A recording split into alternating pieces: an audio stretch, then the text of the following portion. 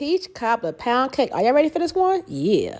Ooh, I'm going to chemist. You know she got plenty food for me to eat. Mommy, will you make it today? Well, y'all heard right. We're making a peach cobbler pound cake today. Now, to my stand mixer named Big Bertha, we are going to mix the butter and the cream cheese on like a medium to low speed just until it gets smooth. I just want to make sure there was no lumps in the cream cheese and the butter mixture because it was room temp, but sometimes that middle part get a little bit cold still. Once it's smooth and good to go, we're going to add that sugar. Yes, I know that's a lot of sugar. When it comes to pound cakes, you need a lot of sugar. Well, at least the ones that I make you do. Now, we're going to mix this mixture on high speed for about 5 to 6 minutes. It should change colors as you are mixing. It's best to have your sugar and butter mixture become nice and fluffy for a nice and fluffy cake. And my pound cakes are always nice and fluffy. And also, you don't really want any grains of sugar in this. So the mix on a high speed kind of gets the grains of sugar knocked out.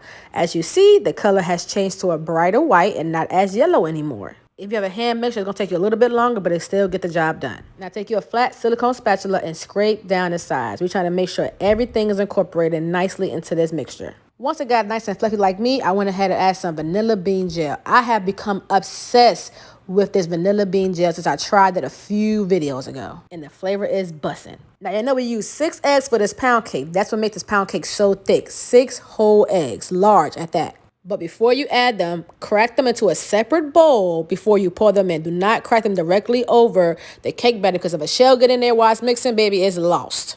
And we not trying to have no crunchy peach cobbler pound cake. Now, I know I said that your eggs have to be room temp like everything else when it comes to baking this pound cake. Keeping all your ingredients at room temperature makes for a fluffier cake, and it makes it easier for all the ingredients to mix together without breaking apart. Now, for your eggs, if you cannot get them room temp quick enough, go ahead and put them in some hot water, not boiling, just regular tap hot water, and let it sit in there for about 10 minutes. The butter and the cream cheese, you can nuke it in the microwave for about 10 seconds, but I don't really suggest that. I just say leave it out the night before. Not the cream cheese, though. We do not want no upset stomachs around here. But when it comes to mixing these eggs, I need you to stop after every egg or so and make sure you scrape down the sides. It's going to look a little questionable, but keep trusting the process. And mix it just until it incorporates. Now it's time to add our flour mixture. So we're going to add 1/3 of our flour mixture first. Then we're going to mix it just until it combines. That is it. Nothing more, nothing less. Do not over mix your cake. Once that mixes up real good, again, make sure to scrape down the sides. Then we're going to add 1/2 of the buttermilk. Then we're going to mix that into the combines and we're going to repeat the same steps. And you should end on the flour mixture if you're doing it right. 1/3 flour mixture first, 1/2 of buttermilk, 1/3 flour mixture, the rest of the half of buttermilk, and the rest of the flour. That's how it should go. And as you can see, I keep stopping to scrape down the sides. Now, KitchenAid mixer does come with a spatula with a scraper on it. I didn't really like the way it worked, though. I felt like it was making the metal a little bit too warm, and I didn't like it, so I stopped using it. And especially when you're going at high speeds mixing with the metal and the spatula, it wasn't working for me. But we're going to keep on mixing this. As you can see, this pound cake is getting nice and thick and fluffy like meat. And that is how you want it, baby. Listen to me. If the pound cake batter ain't thick like us, we do not want it. It should not be runny at all. Now for this peach cobbler mixture on the inside. I got a can of peaches and I drained out the juices.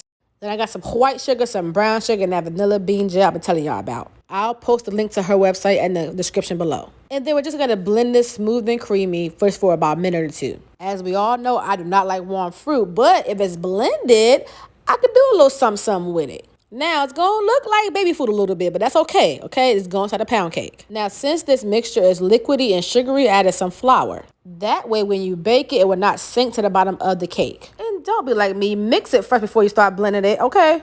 I got flour everywhere. Anyways, mix it just for about 30 seconds, and it's good to go. This is a trusted process moment because, baby, it may look weird, but it tastes good. When it comes down to spraying my bundt pan, I do not play no games. You hear me? I spray every nook, cranny, crevices, everything at least twice. It's nothing worse than going through the whole process of making this beautiful pound cake, and when you flip it at the end, it's stuck to the damn pan. And when it comes to my bundt pans, baby, they ain't gonna stick. And you can also use cake goop if you know how to make that. I'll do a separate video on that one. It's time to layer the cake. So get some big scoops and put them at the bottom, and then we're gonna also flatten it out just a little bit. You can also tap the pan on the counter a few times to kind of level it out a bit. But if you do that, some of the cake spray will splatter just a little bit. Once you get the first layer down and flatten a bit, add some of that peach cobbler filling. And you can pour as much as you want on this part right here. I poured just a little bit because I wasn't sure how I was going to bake. And then my silly self got a toothpick and tried to mix it in with the batter, knowing dang well that little toothpick wasn't doing nothing. Okay, nothing. So just use a butter knife or a spoon. Then add that second layer of pound cake on top. And try to make sure you do not go up further than 2/3 of the bundt pan. This cake will rise a bit, not that much, but you do not want cake at the bottom of your oven. Trust me, it's horrible. And if you're still nervous that might happen, just get a flat pan and put it at the bottom tier of your oven. And once I made sure the top was smoother than my pickup lines, I went ahead and added the rest of that peach cobbler filling. And you can add as much or as little as you want to, but I added the rest. And then I got smart again and made sure I used a butter knife to mix it in the top of the cake and swirl it just a little bit. Now your oven rack should be on the middle level. Then add this pound cake in there, 325 for at least 1 hour, making sure to check it at least twice. And we cannot forget the topping of the peach cobbler pound cake. I got my butter in the pan, then I added some brown sugar, then some white sugar because duh. Then I mixed that up and I cooked it for about 2-3 minutes by itself before I added anything else. I wanted it to become kind of toasty and caramelly without getting to the caramel level yet, but also did not want to burn it. So I kept on stirring it till it all came together before I added my can of peaches. This is just an extra part that I did. You do not have to do that part, and it still tastes good either way. You can just throw everything together in one pan and cook it, but I did it this way. Now, when it comes to the peaches, do not add the juice of the peaches. Them cans come with a whole cup of juice. You do not need that juice. The peaches will release their own juice anyway. And if you want your sauce to be thick without having to add cornstarch, do not add that juice. We're going to cook that down for about 1 minute. Come in with your cinnamon powder, your nutmeg, and you already know I'm going to add that vanilla bean gel. Baby, I'm hooked, okay? I'm vanilla bean gel crackhead right about now. I cooked that for about 2 minutes. Now it's time to decorate our pound cake. This is the funnest part to me, honestly. Because when it comes to pound cakes, you do not have to be so nice. You could just go ahead and drizzle and do whatever you want to. Look at my sauce, thick like us. Look at my peaches, nice and pretty. Then someone sent me these candied pecans. Yes, I said pecans. Then I crushed those up and put them on top of the pound cake to give it that cobbler factor without having to actually do a cobbler for it. Then I mixed together some powdered sugar and some whole milk and I drizzled that on top. Had a little flashback real quick, but we're going to just go past that part right there. And I just drizzled it all over the cake. Like I said, you could be as messy as you want to. This is still going to be pretty at the end. And just like that, you have a peach cobbler pound cake. And baby, it was good. Do you hear me? It was good. And yes, I'm going to cut it open for you guys. I ain't going to do y'all like that. This is how the inside looked. Ooh, yes, honey. For a recipe in the description below. I love y'all. All right, bye. Don't forget to subscribe. And for more videos, watch it eat.